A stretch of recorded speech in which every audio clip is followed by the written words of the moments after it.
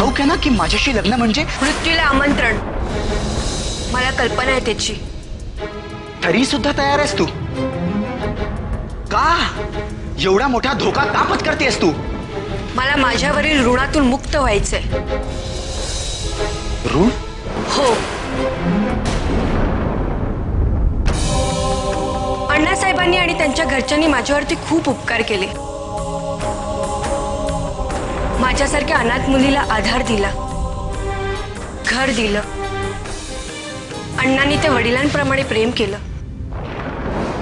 आणि साराने आपल्या बरोबरीने वागवलं, अगदी मैत्रिणीप्रमाणे.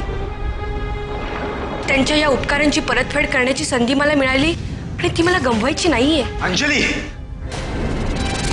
अण्णांनी आणि त्यांच्या फॅमिलीने तुझ्यासाठी काहीही केलं असेल, त्याची परतफेड म्हणून तू स्वतःचा जीव पणाला लावतेस?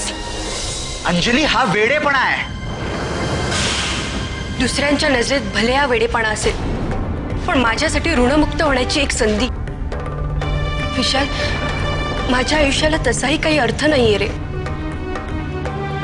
माझ्या बलिदानाने जर 2 उद्ध्वस्त घरं पुन्हा सावरत असतील तर माझा जन्म सार्थकीच लागला असं म्हणेल. नाही अंजली, हा असला वेडेपणा करण्याची तुला संधीच मिळणार नाहीये.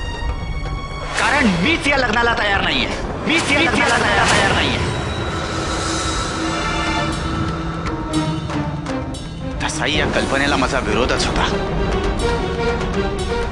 माझ्या सुखासाठी कोणीतरी दुसऱ्यांनी बळी द्यावा हे मला कधीच मान्य नव्हतं. आणि आता तर ती मुलगी तू आहे हे समजल्यावर माझा निर्णय अधिकच पक्का झालाय.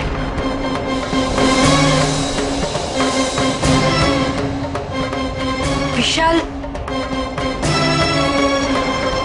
तुझ्या आणि तुझ्या आई वडिलांचं, तुझ्या घरच्यांचं सुख तुझ्या निर्णयावरती अवलंबून आहे. तू आता फक्त स्वतःचा विचार करतोयस, तुझ्या घरच्यांच्या बाजूने विचार करत नाहीयेस. विशाल, अरे तुला माहिती नाही तुझ्या वडिलांची काय प्रकृती आहे ती?